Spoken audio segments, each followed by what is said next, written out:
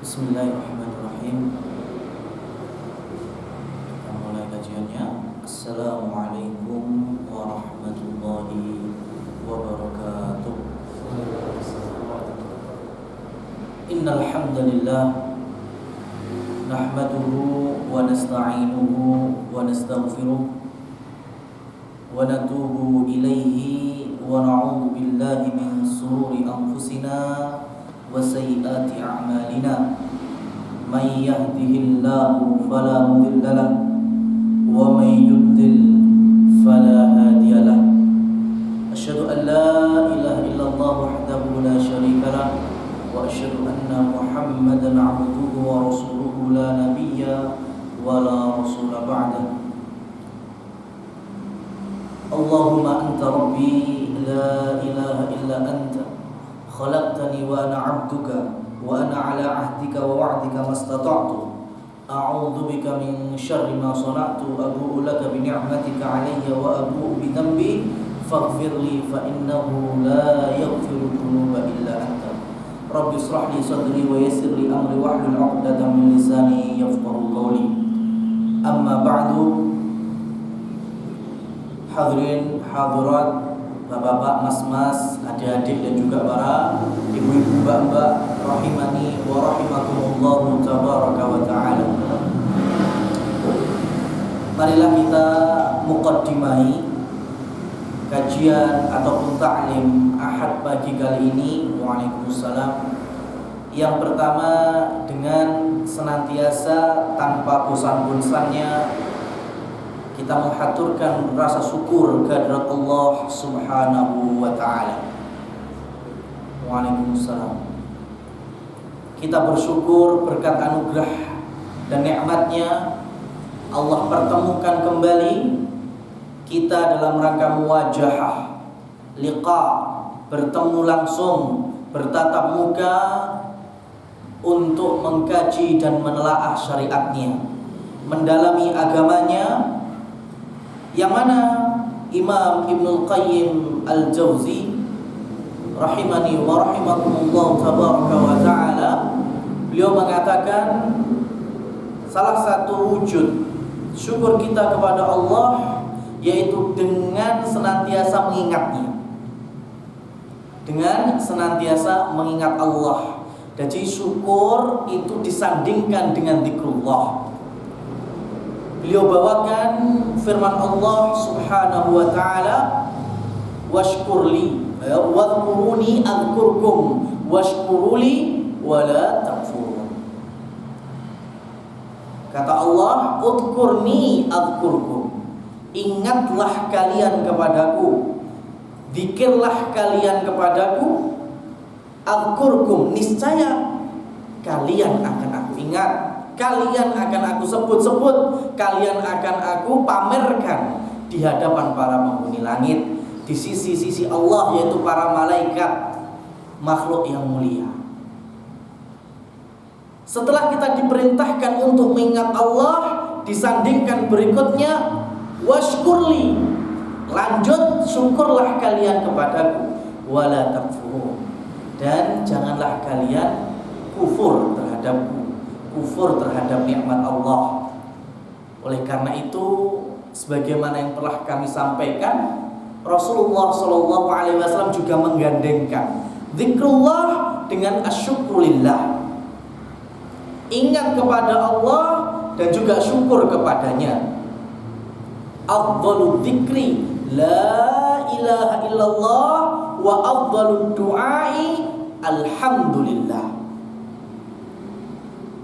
Rasulullah SAW bersabda, sebaik-baik dan paling utamanya zikir adalah kalimat tauhid, lafaz tauhid la ilaha illallah.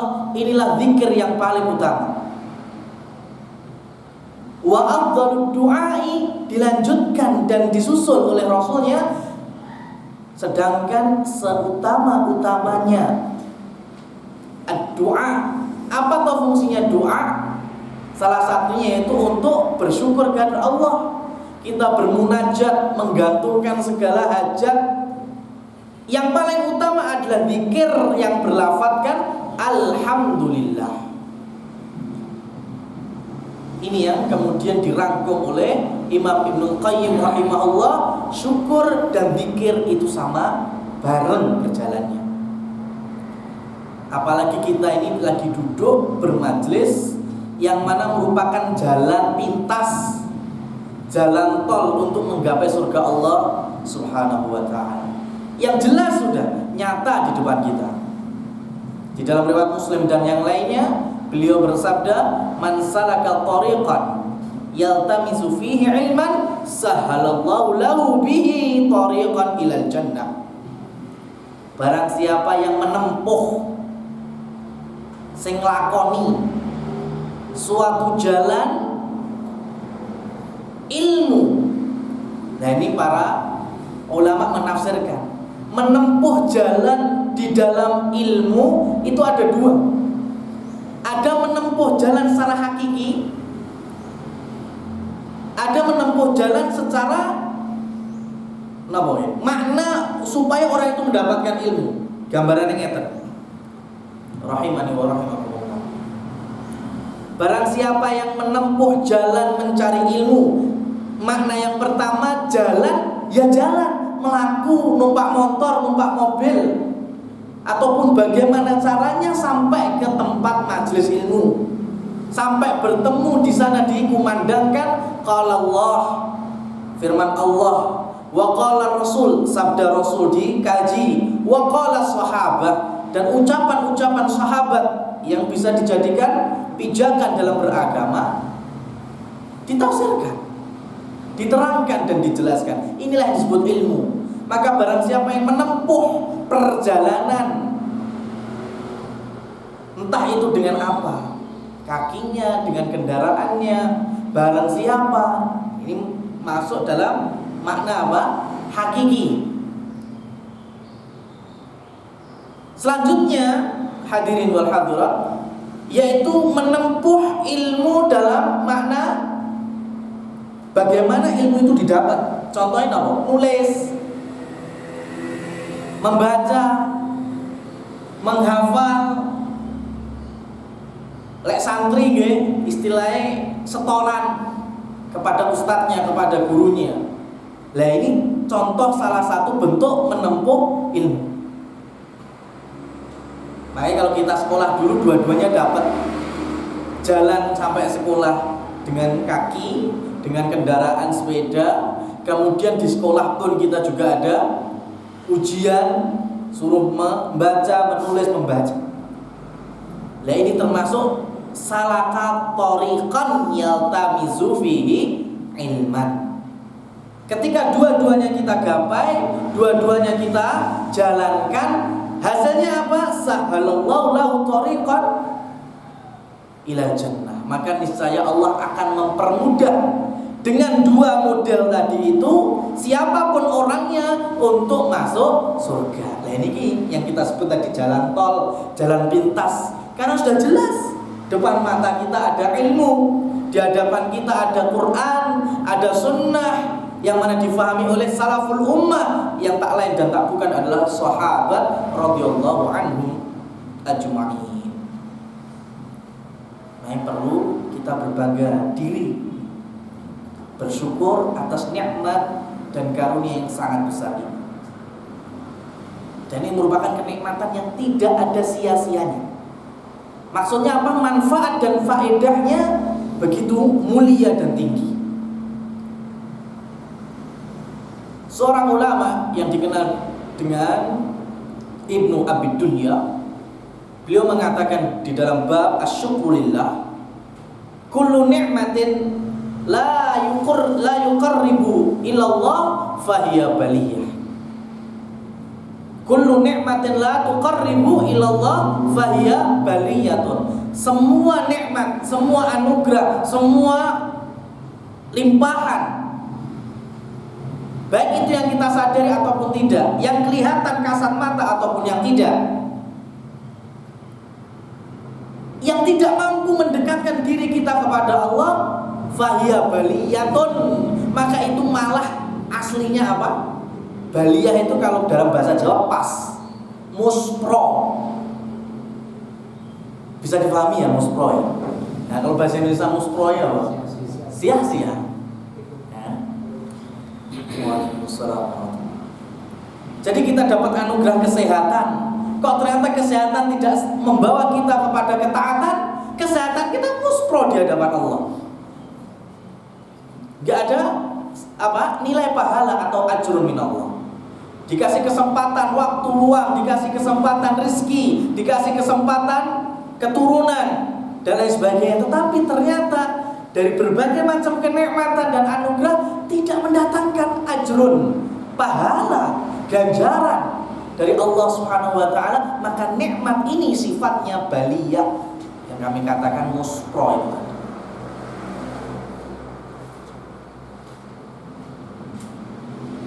Ini yang menjadi mukadimah kita supaya kita senantiasa termotivasi untuk senantiasa memiliki tekad yang bulat di dalam menuntut ilmu. Waalaikumsalam.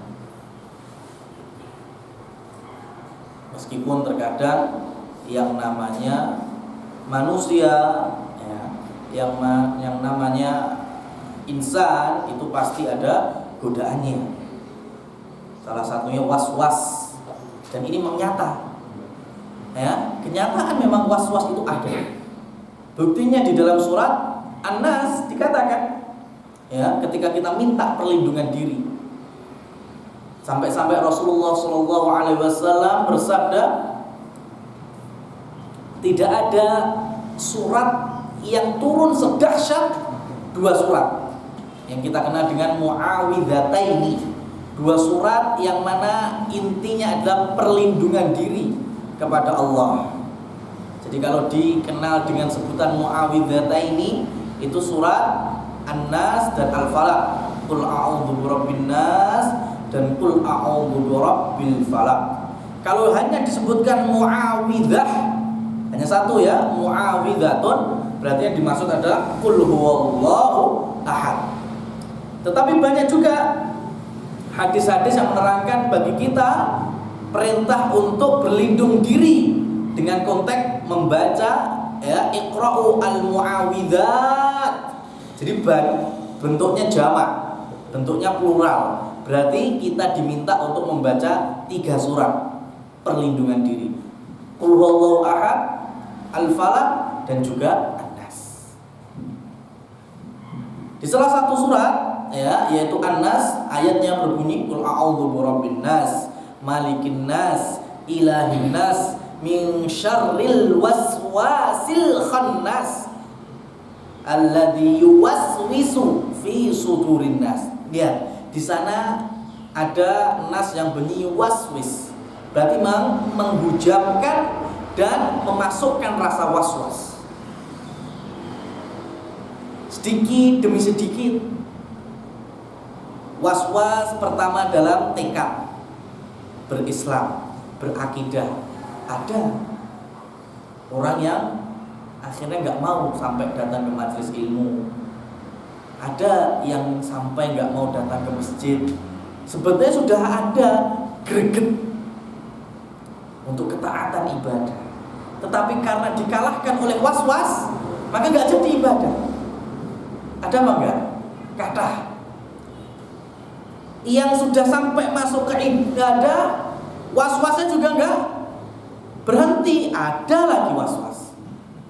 Contohnya orang yang wudu bolak-balik, ya, sampai segalon, ya, masih belum cukup untuk wudu.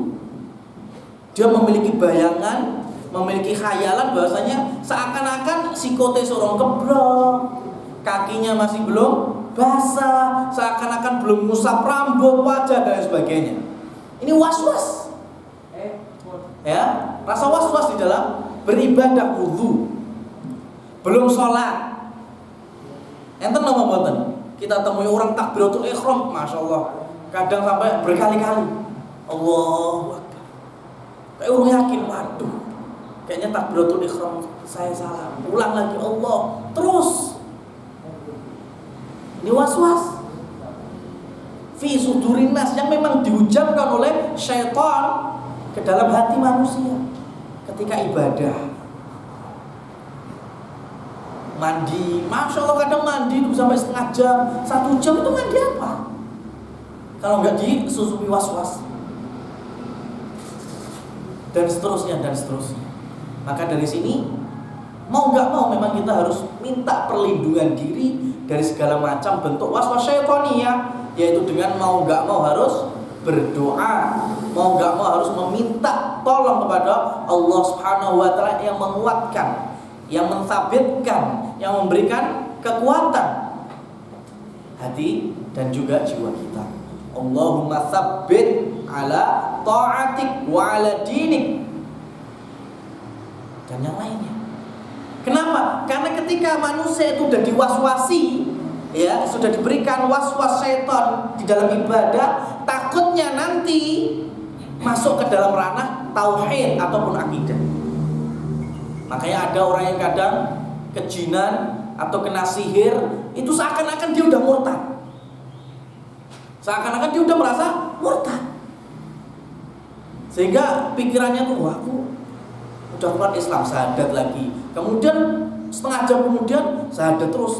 Sehingga was-was yang ada dalam jiwanya itu mengatakan bahwasanya dia udah keluar daripada jalur akidah yang benar, yaitu muslim, udah murtad. Lah padahal enggak. Kenapa? Karena was-was. Makanya kita meminta setiap harinya perlindungan diri. Paling minimalnya itu surat Al-Fatihah. Makanya kenapa toh sholat itu wajib untuk membaca surat Al-Fatihah? Ya kan? La sholata man lam yaqra Ummul Kitab atau Fatihah.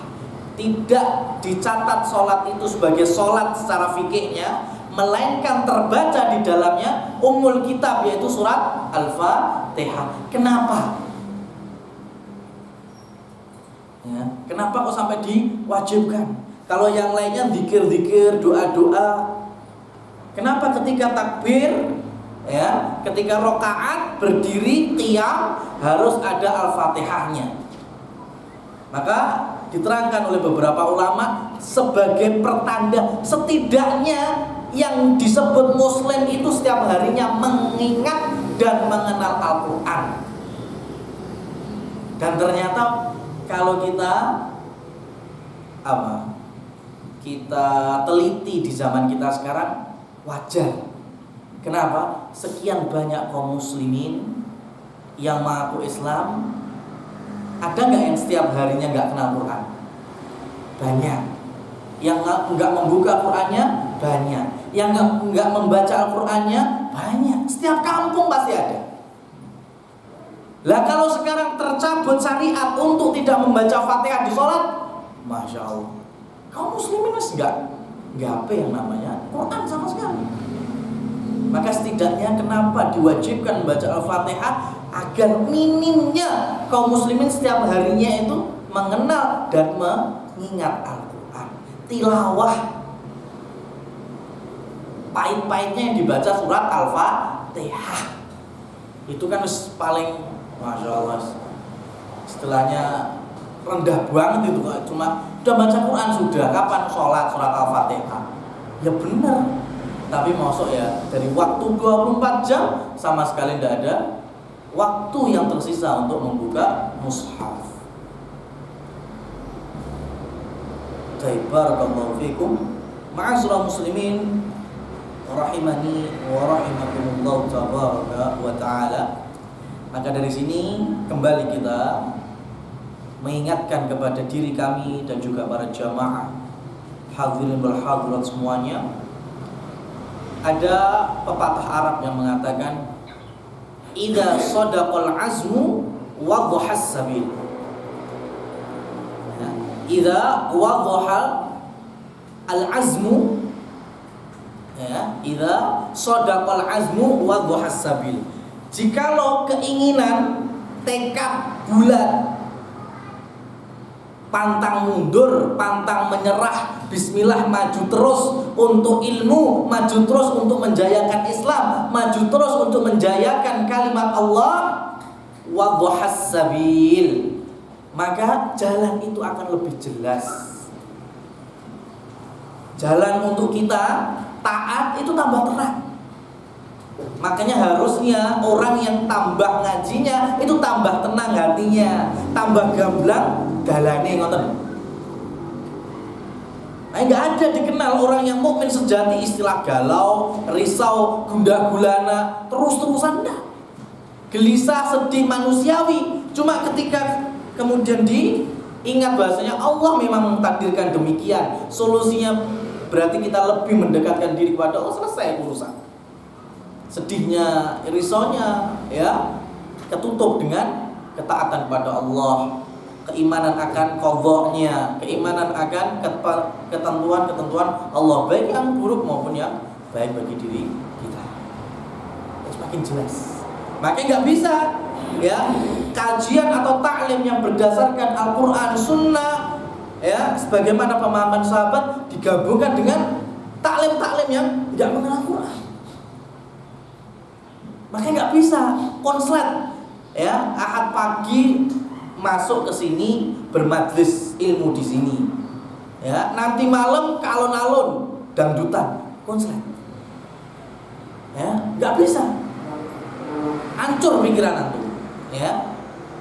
Paginya ngaji ya, kemudian malamnya wayangan ya, gamelannya, nggak mungkin mantuk. Kenapa? Berarti azmnya, ketekad bulatan untuk ilmu, untuk amal, untuk dakwah belum kuat, belum sidik ya, belum pantang mundur, masih bimbang, masih kesapu badai ikut, kena angin sana ikut aliran angin sana. Tapi kalau udah tekad bulat, wah sudah, insya Allah datang ilmu, datang masjid, stadion, alun-alun ya, gemerlap dunia bisa terkontrol. Dan ini juga nasihat bagi kita sekalian. Kalau memang sudah menemukan kajian atau taklim yang memang benar, isinya memang qala Allah, firman Allah, kemudian hadis Rasul, kemudian difahami oleh para ulama, para salafun saleh, para imam-imam ahli sunnah wal jamaah, maka jangan sekali-kali kemudian coba-coba datang ke mungkin kajian yang mencela para sahabat Nabi, kajian-kajian yang menghina dan merendahkan pemimpin-pemimpin Islam dan sebagainya. Nanti mesti apa? Was-wasnya masuk lagi ya, setannya masuk lagi, sehingga subhat kena lagi, rusak lagi ideologi kita, keracuni lagi jiwa kita, dan seterusnya. Na'udzubillahi min dzalik.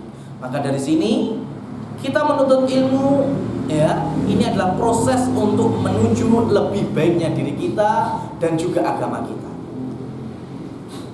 Jangan sampai kita merasa khawatir, merasa putus asa. Meskipun mungkin datang sendiri, nggak punya teman, nggak masalah. Kita pendakwah nggak mencari popularitas dan juga jamaah. Hadirin segini banyaknya tidaklah menambah pahala dalam dakwah kita. Ataupun sebaliknya, semakin dikitnya jamaah yang hadir juga nggak mengurangi pahala yang Allah tentukan bagi dakwah kita. Jadi kita nggak mempermasalahkan volume dan juga kuantitas. Yang penting ya, semoga dakwah itu sebagai sarana dan wasilah hidayah Allah sampai ke sanubari setiap dan masing-masing kita. Makanya benar ketika Imam Ibnu Mubarak ditanya, ya Imam, kalau seandainya Allah mewafatkan engkau, kemudian menghidupkan kembali, apa sing jenengan jaluk? Yang Anda minta apa kepada Allah ketika diwafatkan kemudian dihidupkan lagi? Saya minta kepada Allah, ya Allah, berikanlah aku waktu yang panjang untuk terus belajar, terus menuntut ilmu. Kemudian wafatkanlah aku di saat aku menuntut ilmu. Ini kata Imam Ibnul Mubarak. Barakallahu fikum.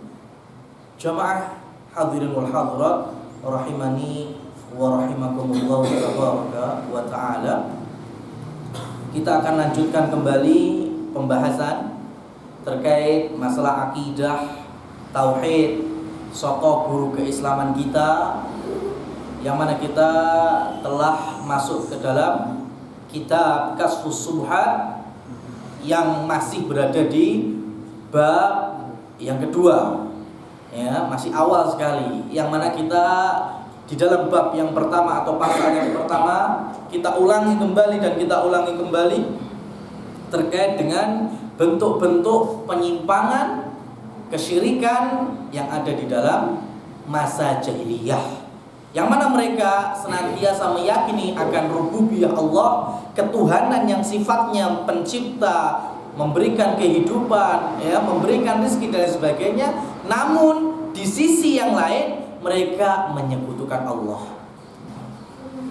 Maka dari sini Syekh Shalih Al-Fauzan hafizahullah tabaraka wa ta'ala menerangkan ke kita bahwa sebenarnya syariat Islam ini, ya, syariat ini dibagi menjadi dua kelompok yang besar dan dasar. Ya, syariat itu tanqasimu ila qismain. Fal ula, yang pertama adalah al-i'tiqadiyah. I'tiqad. Syariat yang sifatnya i'tiqad ini adalah usuluddin, ya, saka gurunya agama. Artinya apa? Keyakinan yang mana sama sekali tidak berhubung dengan amal perbuatan ketaatan dah. Sifatnya hanya keyakinan, seperti hanya rukun iman. Tidak ada sama sekali amalan kecuali memang i'tiqadiyah, ya, keyakinan, keimanan, kepercayaan. Iman kepada Allah, iman kepada malaikat, kepada kitabnya, kepada rasul-rasulnya, kepada yang ghaib, kepada hari akhir, ya, dan kepada qada Allah, keputusan Allah, baik yang baik ataupun yang buruk. Rukun iman yang berjumlah 6 semuanya itu adalah i'tiqadiyah, tanpa ada ketentuan amalan kebajikan di dalam kepercayaannya, di dalam keyakinannya. Baru nanti, ya, keenam itu tadi komitmennya, ya, esensinya baru menumbuhkan amalan-amalan yang kita kenal dengan rukun Islam. Inilah yang kemudian versinya Syekh Shalih Fauzan yang dikenal dengan amaliyah far'iyah, yaitu amalan cabang daripada i'tiqadiyah. Beliau hafizahullah ta'ala membawakan surat Az-Zumar ayat 65, walaqad uhiya ilaika wa ilal ladzina min qablika la in asyrakta la yahbatanna 'amaluka wa la takunanna minal khasirin. Ketika Allah memberikan peringatan kepada Rasulnya Muhammad bin Abdullah sallallahu alaihi wasallam, "Hei Muhammad, sungguh telah aku wahyukan, aku firmankan kepadamu dan kepada rasul-rasul sebelummu," karena banyak nabi dan rasul sebelum datangnya Nabi Muhammad. "La in asyrakta la yahbatanna amaluka." Sekali engkau berbuat syirik, ini nabi, ini rasul, diperingati oleh Allah. Sekali, ya, engkau berbuat syirik, menyekutukan Allah, la yahbatanna amal, ya, niscaya amalmu akan terhapus, kebusek, hilang sudah. Ini rasul diperingati akan kesyirikan, apalagi kita yang mana beliau adalah golongan maksumin, golongan yang dijaga dari perbuatan dosa dan kezaliman, masih diberikan penekanan dari suatu perbuatan kezaliman yang besar, yaitu syirik. Kalau sampai rasul aja, sekelas rasul, sekelasnya manusia yang paling mulia di sisi Allah, berlaku syirik kepadanya subhanahu wa ta'ala, itu pun amalannya juga akan terhapus, nggak ada fungsinya sama sekali. Apalagi manusia yang bukan nabi, bukan rasul. Contohnya kita. Makanya Syekhul Islam Ibnu Taimiyah rahimahullahu tabaraka wa ta'ala di dalam salah satu fatwa beliau, amal i'tiqad, yang dimaksud dengan keyakinan akidah ataupun tauhid, fala yu'khad anni, Ya, akidah itu bukan diambil dari diriku. Kata Imam Ibnu Taimiyah, wala amman huwa akbar minni, dan bukan dari siapapun yang lebih tua, lebih berilmu, ya, lebih istilahnya lebih sepuh, lebih tokoh daripada diriku. Bal yukhad minallahi. Namun yang namanya akidah diambil dari siapa? Allah langsung. Ya, akidah itu diambil langsung dari Allah wa rasulihi sallallahu alaihi wasallam, dan diambil langsung dari rasulnya.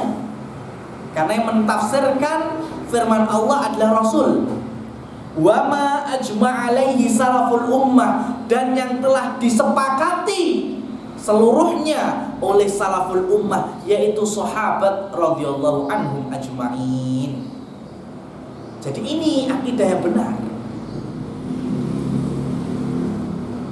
diambil dari Allah yaitu Quran, atau dari Rasulullah yaitu hadis-hadis beliau yang sahih. Kalau enggak, kesepakatan para sahabat. Kenapa? Karena kesepakatan para sahabat adalah salah satu pijakan kita dalam beragama. Alasannya karena sahabat kulluhum udul. Ya, para sahabat itu semuanya dalam kondisi adil. Maksudnya adil enggak? Sahabat adil, maksudnya adil ada yang tahu? Kenapa mas? Ya, adil itu yang dimaksud dalam akidah. Kalau sahabat itu adil, artinya baik agamanya. Itu adil. Menempatkan, kan adil itu kan lawanipun apa? Zalim. Jadi menempatkan sesuatu pada tempatnya dalam konteks agama. Itu sahabat. Tidak ada sahabat itu yang istilahnya rusak agama, tidak ada. Kalau ada kisah-kisah, ya, kisah-kisah yang menghujamkan suatu kezaliman daripada sahabat, itu pasti bersumber dari kelompok-kelompok yang tidak suka akan para sahabat Nabi. Dan itu banyak. Ada sahabat yang matinya angel gara-gara durhaka. Pernah dengar kisahnya? Ya, sahabat susah matinya. Kenapa? Karena durhaka kepada ibunya. Sampai ibunya harus datang baru bisa mati. Pernah dengar? Masuk pelajaran kurikulum dulu. Tapi kita lihat sumbernya mana sekarang? Tidak ada. Sebutannya itu salah satu. Umar bin Khattab yang mengubur putrinya hidup-hidup. Mana ada sirahnya Umar bin Khattab mengubur putrinya hidup? Tidak ada. Semua kekejian, kebengisan ini bersumber pada kelompok yang memang gak suka mereka.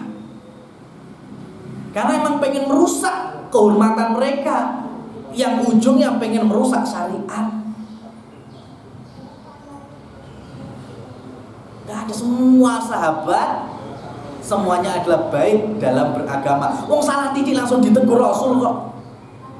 Ya, selaku murid langsung daripada Nabi, salah langsung diluruskan sama guru yang paling mulia, yaitu Muhammad SAW. Selesai langsung kesalahan, masuk lagi ke jalan yang lurus. Itu para sahabat. Tetapi kalau nembaknya sahabatnya Abu Bakar, Umar, Utsman, Zubair, ya, kemudian putra-putra mereka Ibnu Abbas, Ibnu Mas'ud, dan lain seterusnya, Ibnu Umar, maka ini kita kenal dengan person. Ya, satu demi satu mereka tetap manusia. Artinya apa? Kata Ibnu Abbas, ya, sumyal insan linisyanihi. Yang dimaksud manusia, insan, karena nisyannya, karena rasa dan sikap lupanya. Dan lupa itu pasti apa? Membawa kecenderungan kepada perbuatan yang salah. Maka di dalam surat Al-Baqarah ayat terakhirnya apa? La yukallifullahu nafsan illa wus'aha laha ma kasabat wa 'alaiha ma kasabat rabbana la tu'akhidna in nasina au akhtana. Lihat, nisyan, kelupaan disandingkan dengan kesalahan atau khotoan. Kenapa? Karena memang kadang lupa, khilaf. Lupa itu bisa menimbulkan kesalahan. Kalau satu persatu disebut, pasti namanya manusia, meskipun mereka murid terbaiknya Rasul pun pernah salah. Ya pernah salah, wajar. Mereka bukan kelompok yang maksum seperti hai Nabi dan Rasul. Mereka tetap manusia, bashar, sama dengan kita.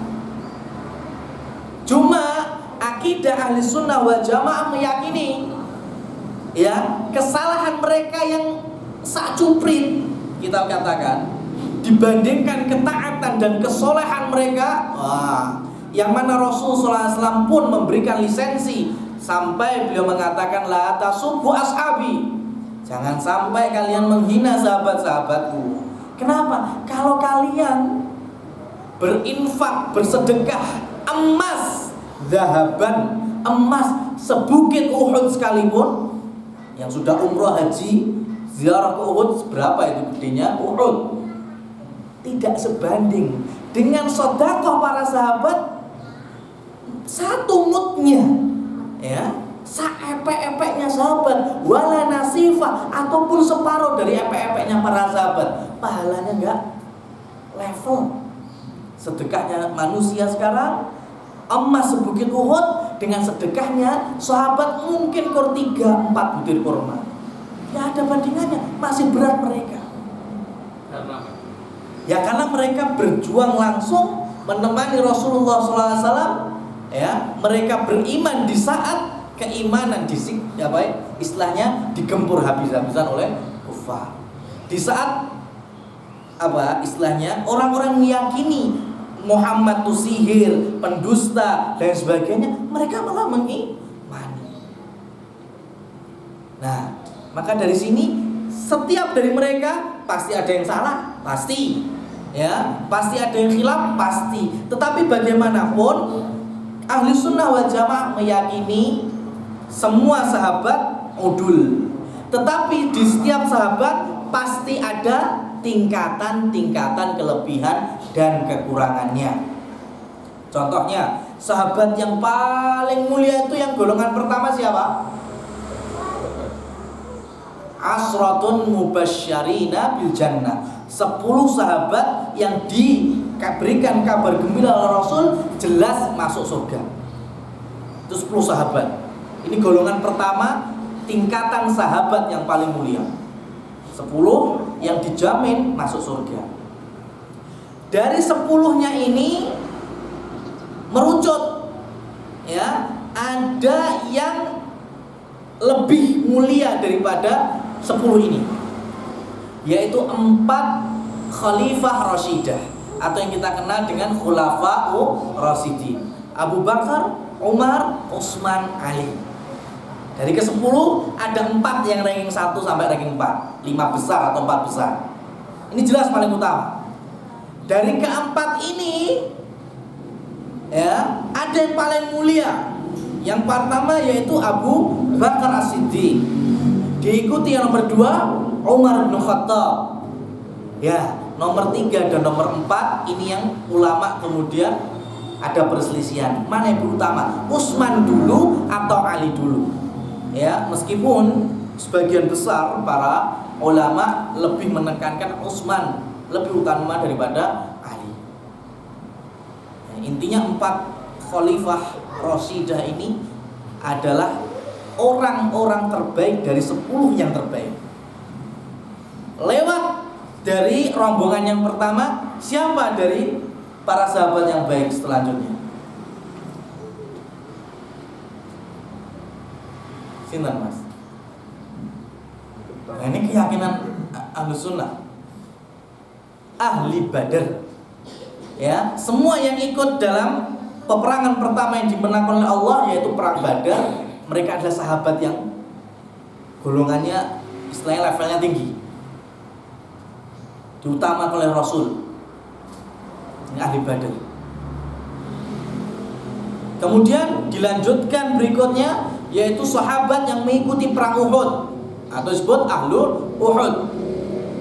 Ini rombongan ketiga dari level para sahabat. Kemudian peringkat bawahnya yaitu para sahabat yang ikut dalam Bai'atur Ridwan.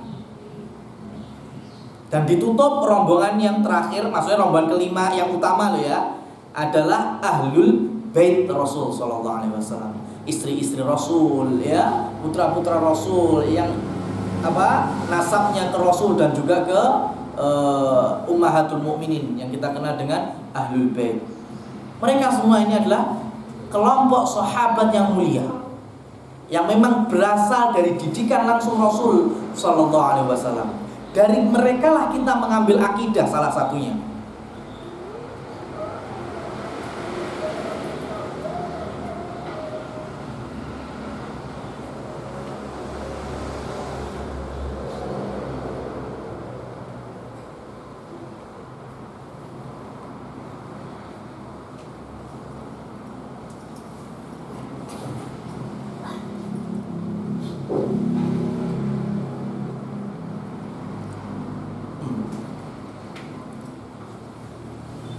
Kemudian penulis ya mengatakan kama kanu yad'una Allah Subhanahu wa ta'ala lailan wa naharan thumma minhum man yad'ul malaikata li ajli salahihim.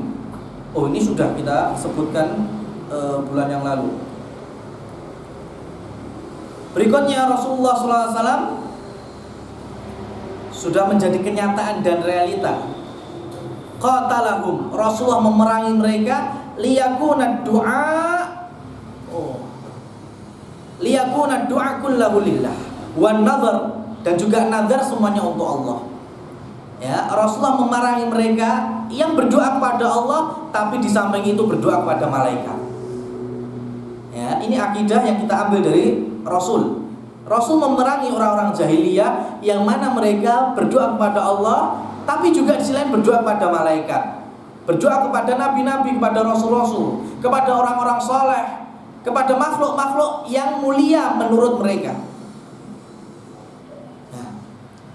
Dan Rasulullah SAW juga memerangi supaya senantiasa doa, hajat, nazar, istighotsah, minta perlindungan, wa jami' anwa'ul ibadat, dan seluruh macam-macam ibadat semuanya lillah. Semuanya hanya untuk Allah. Dan kita pun sekalian telah mengetahui bahwasanya ikrar, ya, penetapan tauhid rububiyah tidaklah memasukkan kita ke dalam level Islam sejati. Ya, hanya mengenal rububiyah tidak menjadikan kita Islamnya sejati. Kalau hanya percaya yang menciptakan Allah, yang menghidupkan, memberikan rezeki, memberikan penyakit, bala, menyembuhkan, kalau cuma itu tak yang kita yakini, kita belum jadi muslim sejati. Gak ada bedanya dengan Abu Jahal, Abu Lahab, yakin juga rububiyah itu. Makanya kata beliau lam yudkhilhum fil Islam, sama sekali belum memasukkan ke dalam konteks Islam sejati. Kenapa? Karena tujuan mereka, ya, qaswa anna qasdahum, karena tujuan mereka selain kepada Allah bisa kepada malaikat, wal anbiya kepada para nabi, wal auliya kepada para wali-wali, yuriduna syafa'atahum, mereka menginginkan syafaat. Ini tadi wali-wali, malaikat, nabi-nabi, wa taqarrub ilallah bidzalik, dan lebih mendekatkan diri kepada Allah melalui perantara yang kita sebutkan tadi. Mereka itu yang kemudian Rasulullah SAW halalkan harta dan darahnya. Ya. Tapi jangan kemudian langsung difahami Islam kejam loh Pak. Ya. Ampun salah paham. Ya. Islam tidak ada mengenal kekejaman atau kebengisan. Kekejaman dan kebengisan itu muncul dari memang orang yang gak suka akan Islam, gak meyakini akan kesempurnaan Islam, atau mungkin dari muslim sing mohon maaf ya tergelincir dalam memahami Islam, sehingga kemudian dakwahnya Islam seakan-akan Islam itu ini ngeri. Nah ini juga yang harus kita luruskan. Ya, berarti yang orang-orang yang murtad, orang-orang yang non muslim halal darahnya. Ya, halal hartanya. Berarti dimanapun kita temui, kita harus rampas, begal, rampok, gorong. Ya remuk. Kenapa? Karena salah satu kesempurnaan Islam yaitu kesempurnaan di dalam jiwa. Di dalam jiwa. Menjaga jiwa sebetulnya. Apa semua orang yang non-muslim diperangi? Udah. Yang diperangi adalah orang yang non-muslim yang terlibat permusuhan dengan Islam. Dikenal dengan istilah kafirun harbi. Kenapa? Karena kalau dilain daripada itu seperti halnya kafir-kafir mu'ahad, Rasulullah SAW bersabda, "Man qatala mu'ahadan lam yarih raihatal jannah." Barang siapa yang memerangi atau membunuh seorang kafir yang mu'ahad, yang terikat perjanjiannya dengan kaum muslimin atau dalam wilayah kaum muslimin, maka orang yang membunuh itu tidak akan mencium baunya surga. Nggak bisa tonggo kita non muslim langsung dibegal gitu aja, ya digorok gitu aja, nggak bisa. Harus ada tahapan ataupun levelnya sampai orang ini halal darahnya, halal hartanya, sampai kehormatannya itu benar-benar hina di sisi dan kacamata agama. Itu semua ada tobakot, ada jenjangnya. Karena kesempurnaan Islam itu menyeluruh. Ya, hadirin wal hadirat rahimani Allah wa iyyakum. Menyeluruh. Kesempurnaan Islam, ya, pertama tadi kita bilang kesempurnaan jiwa, menjaga jiwa manusia. Orang kafir aja nggak semuanya dibasmi, dihabisi, apalagi yang saudara seiman, seakidah, yang sama-sama sholat, yang sama-sama bertauhid. Kemudian selain menjaga jiwa dalam arti darah, menjaga jiwa dalam arti kehidupan.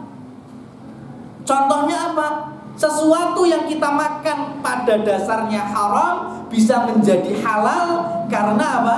Karena suatu uzur yang mana benar-benar darurat, benar-benar kalau nggak kita emplok, kitanya yang mati. Ini salah satu kesempurnaan Islam dalam hal jiwa, ya, menjaga jiwa manusia. Tersesat di hutan, ya, nggak punya perbekalan sama sekali. Yang ada cuma hewan-hewan yang haram bagi kita, hewan-hewan pemangsa, hewan-hewan buas, macan. Perang dengan macan kalah di yang ada babi, anggap babi, berburu babi mau nggak mau. Kenapa? Karena nggak ada makanan sama sekali. Kalau nggak makan babi, kitanya yang mati. Maka Islam pun memberikan kesempurnaan saat itu boleh memakan babi. Tetapi ingat, ad-darurah, yang nama darurat biqadaril qudrah. Artinya apa? Sebatas daruratnya itu tadi loh. Kalau kita makan, ya, istilahnya untuk menyambung hidup sak piring rong piring selesai, ya sudah. Jangan nambah mangan babine keenaan 5 piring gemplok. Ya, lek ora sisan dibungkus di seneng omah, ndak bisa. Ya, cukupnya emang 1 suapan, 2 suapan kita bisa menekan hidup kita. Maka 1 suapan, 2 suapan itulah yang diperbolehkan bagi kita. Selanjutnya sudah haram lagi. Begitu juga minuman. Ya, wa halallahu thayyibat wa harrama al-khaba'is. Allah menghalalkan yang baik-baik dan mengharamkan yang buruk-buruk karena memang kesempurnaan Islam di situ. Kita wajib meyakini yang Allah baikkan itu mesti maslahat, itu yakin. Jangan sampai kita goyah. Yang Allah katakan buruk itu mesti mafsadah. Yakin 100% seperti itu. Jangan sampai goyah hal semacam ini. Ini kesempurnaan Islam dalam hal jiwa dan akal.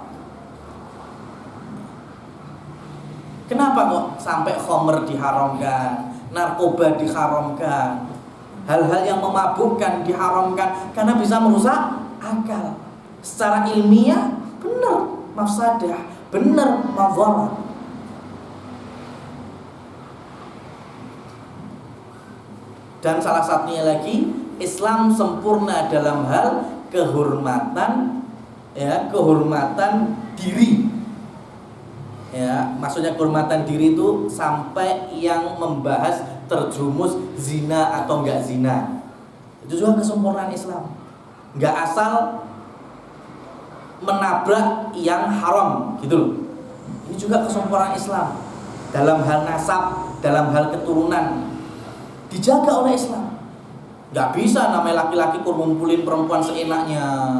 Ya, perempuan pengen anak ya seenakin mbek lanang sing di. Nggak seperti itu. Apa bedanya dengan binatang?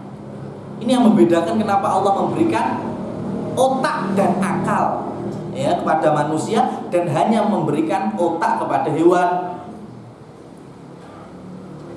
Hewan saja yang diberikan otak tok, kuila umpama banyaknya hewan kapan Idul Adha ya. Coba Idul Adha niku jenengan cencang wedhus lanang mbek wedhus lanang, sapi wedok mbek sapi wedok. Ya, kemudian di sekitarnya lagi wedhus lanang wedok, sapi lanang wedok. Kira-kira ada enggak sing ya numpai sing nyiak-nyiaki ya wedhus lanang mbek wedhus lanang? Enggak ada. Sapi wedok mbek sapi wedok enggak ada. Tetapi manusia yang telah Allah berikan otak dan akal itu kadang nerjang kok. Lanang mbek lanang, wadon mbek wadon biasa. Berarti kan lebih hina daripada bahaim atau binatang ternak tersebut. Begitu juga dengan zina. Ya, kehormatan yang dijaga oleh Islam, oleh akidah yang benar. Ya, salah satu syariatnya barang siapa yang berlaku zina ya mendapatkan hukuman apa? Rajam. Sampai sini tok. Kemudian digembar-gemborkan, diserukan, didakwahkan sehingga kemudian memberikan nilai Islam itu kejam.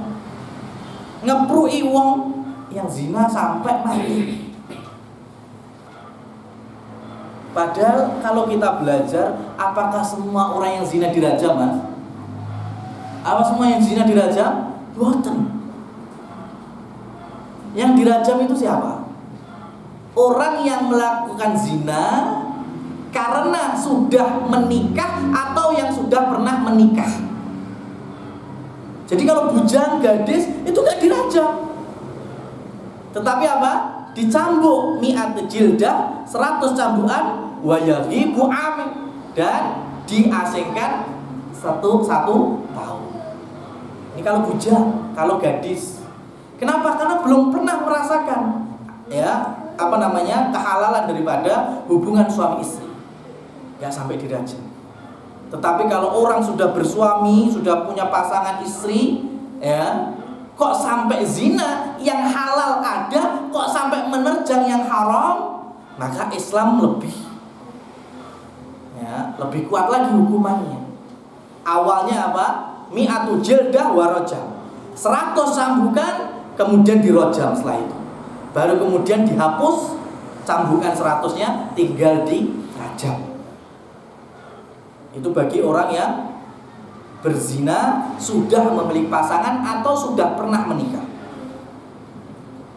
Pertanyaan selanjutnya, apakah orang yang sudah berpasangan kemudian zina langsung dirajam begitu juga? Boten. Ya enggak seperti itu. Islam, ya ini kesempurnaan yang kita terangkan selanjutnya, memberikan beberapa ketentuan. Rajam itu diambil keputusannya bahwasanya ada pelaku yang zina itu dengan dua cara.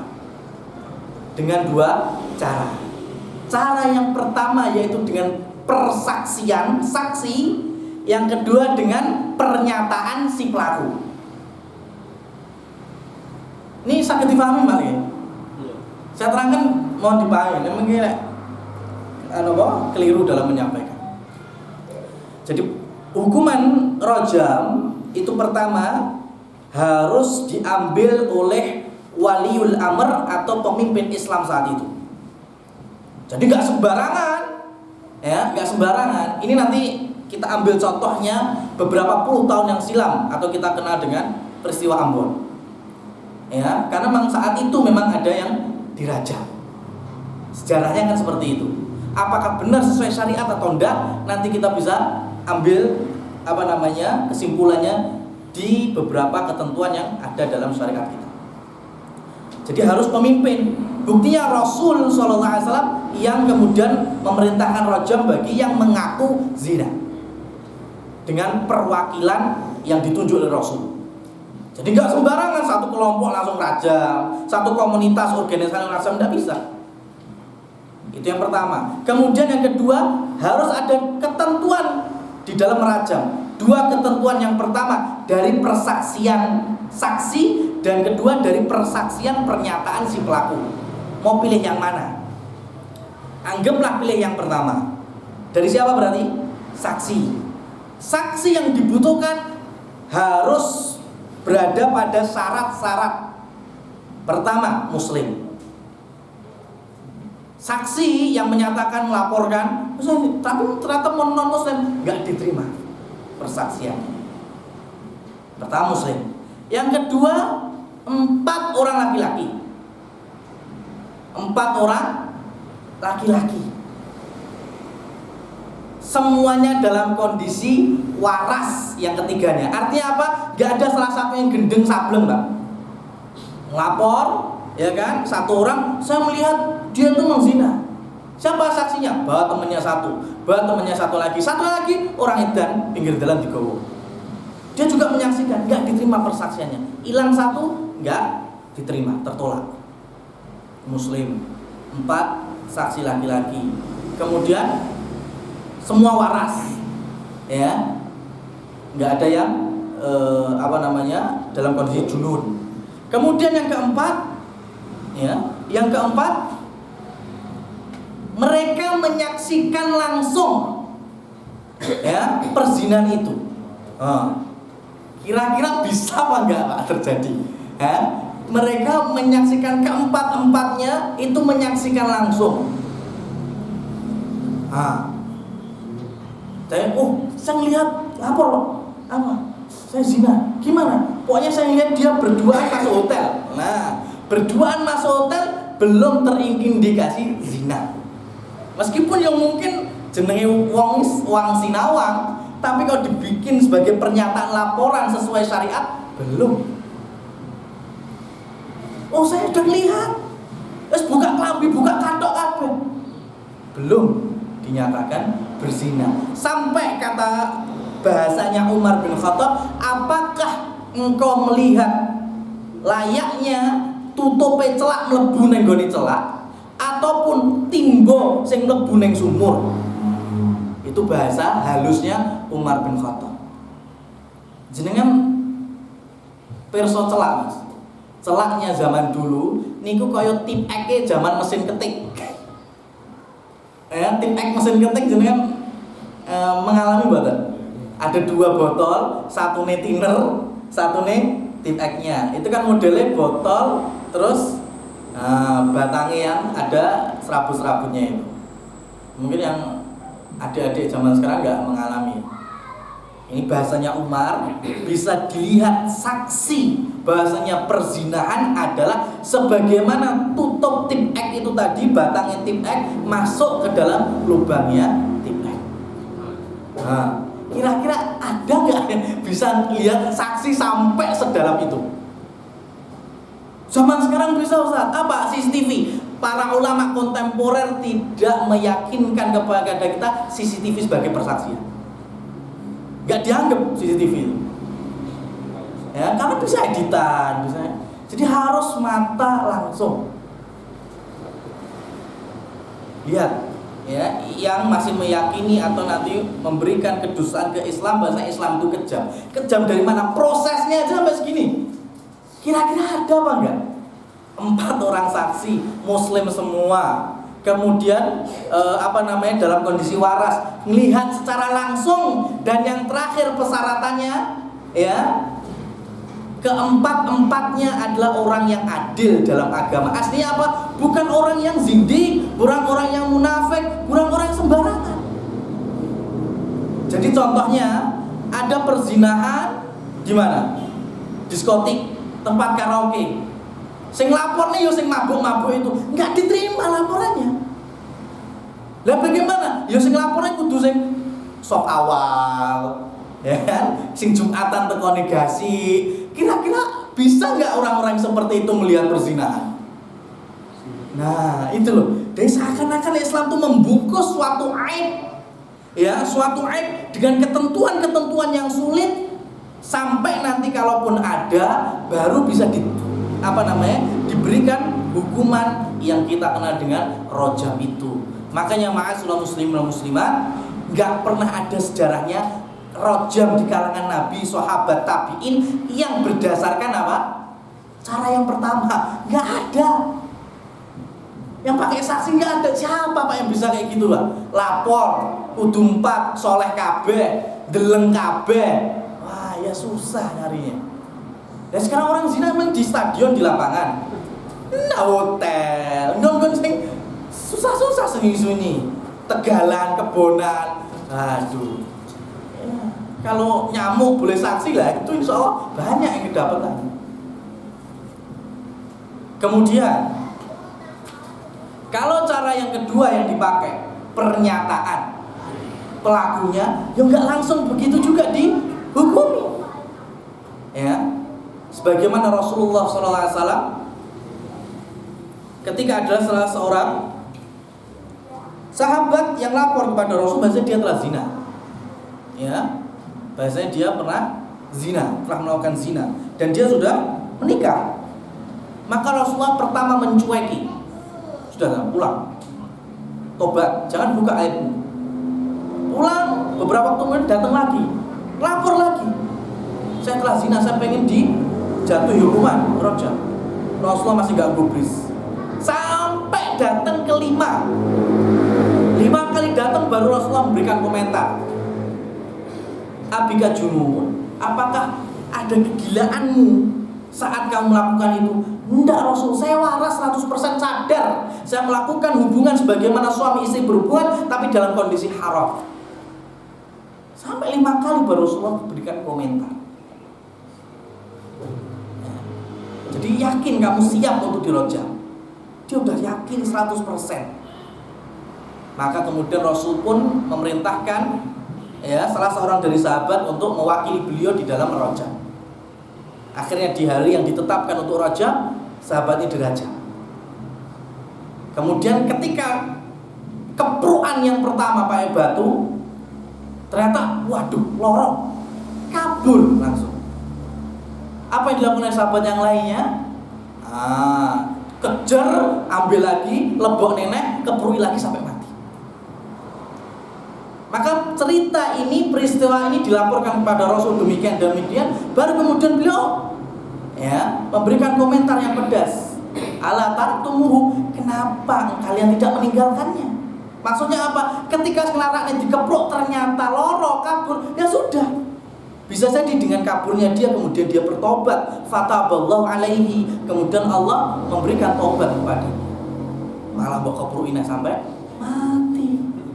Jadi dari sini kemudian para ulama memberikan tafsiran, ketika seorang pengaku itu menunggu waktu perojamannya kemudian mencabut laporannya, jadi dirojam bukan? Tidak jadi. Atau mungkin dari untuk perojaman dikeprok kemudian saya nggak jadi, saya nggak jadi dirojam, ya saya minta dicabut, nggak jadi rojam. Ini syariat Islam, kesempurnaan Islam. Kalau kita tadi ambil kesimpulan pada peristiwa beberapa puluh tahun yang lalu, orang itu, ya kan, orang itu pada hari hanya dan pada detik-detik dia dimasukkan ke jeglongan untuk dirojam, sudah teriak-teriak nggak mau. Ya, dia sudah nggak mau, saya pengen bertobat saja, saya nggak mau dirajam. Tapi tetap oleh ikhwan kita leboknya keprui sampai jelas keluar daripada tuntunan Rasul Shallallahu Alaihi Wasallam. Kenapa? Karena memang pada saat itu bisa jadi belum terlalu memahami konteks daripada syariat rajam. Jadi masih menggebu-gebu ghirahnya dalam menjalankan syariat, akhirnya nggak lihat kanan kiri, ya nggak menelusuri sejarah dengan baik, sehingga hancur sudah syariatnya. Wallahu a'lam bishawab. Wa arafta hina idzin at-tauhid, ya, maka pada saat inilah kita atau Anda ya mengetahui akan tauhid, yang mana tauhid yang difahami oleh Rasul, oleh Nabi Muhammad SAW terhadap dari keyakinan dan juga pernyataan-pernyataan para kaum musyrikun. Sampai di sesi ini ada yang bingung atau ada sesuatu yang kurang jelas, bisa ditanyakan.